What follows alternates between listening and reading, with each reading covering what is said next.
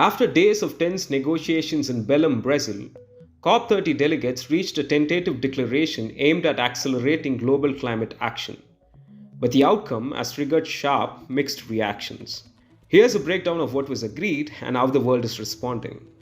The agreement calls for speeding up emission cuts and tripling adaptation finance for developing countries to about $120 billion by 2035. That fell short of developing nations' push for the commitment to be met 5 years earlier. It also took a swipe at unilateral trade actions such as tariffs and carbon levies, reaffirming that measures taken to combat climate change should not constitute a means of arbitrary or unjustifiable discrimination or a disguised restriction on international trade. This shows the concerns developing nations have about EU's carbon border adjustment mechanism, which imposes an extra fee on imports of covered goods coming from countries whose price on carbon dioxide is below that of the blocs. But one key issue was left out of the main text. There is no explicit reference to oil, gas, or coal. Instead, fossil fuels will be addressed in a side text that is not included in the official accord. That decision split the room. Panama was one of the strongest critics.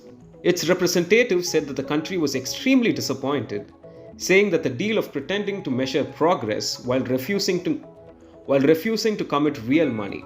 Colombia also voiced an objection, arguing that the text on limiting warming was incomplete because it failed to name the fossil fuels causing the crisis. A group of about 80 countries and the European Union had pressed for a more explicit roadmap to guide the transition away from oil, gas, and coal towards a cleaner economy, but met resistance from key oil and gas producing states from West Asia and Russia. Small island nations, among the most vulnerable to rising sea levels, called the deal imperfect. Still, they acknowledged it was a step towards progress. Brazil, the host country, declared the outcome a diplomatic win. President Lula da Silva said, "Multilateralism won," praising countries for compromising even when consensus seemed impossible. Speaking on the behalf of the coalition, a senior Indian representative said, "We fully support the COP30 presidency and recognize the outstanding efforts of the presidency team, including spending many sleepless nights working to ensure that we leave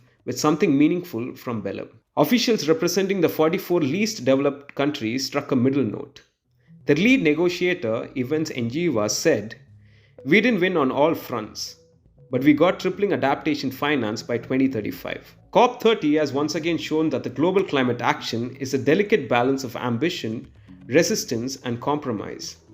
As countries head home, the world will be watching to see who steps up and who falls behind.